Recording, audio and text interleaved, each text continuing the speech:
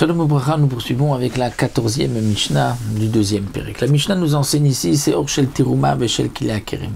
On revient avec de la levure. Cette fois-ci, c'est de la levure de Teruma. Donc si cette levure a permis de fermenter une pâte, cette pâte sera interdite. Il n'y a qu'un Kohen qui pourra la manger. Mais il y a aussi de la levure de Kilei Akerem.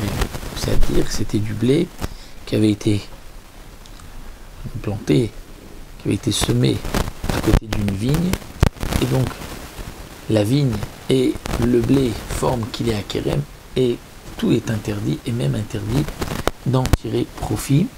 Et cette interdiction n'est pas seulement pour un Israël, mais même pour un Kohen, pour tout le monde. Les deux morceaux de levure, chez Naflou les Torissa, sont tombés dans une pâte. Il n'y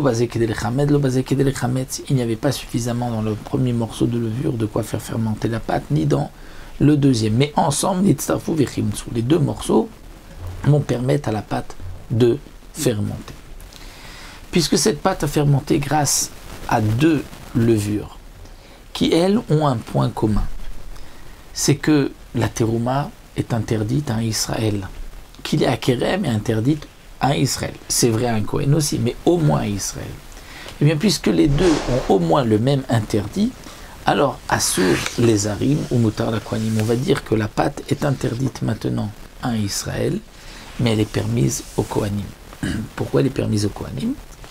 Parce que Kilei Akerem, cette levure n'est pas suffisante pour faire fermenter la pâte. Donc elle ne peut pas interdire la pâte, Béana, d'en tirer profit, de la consommer à tout le monde.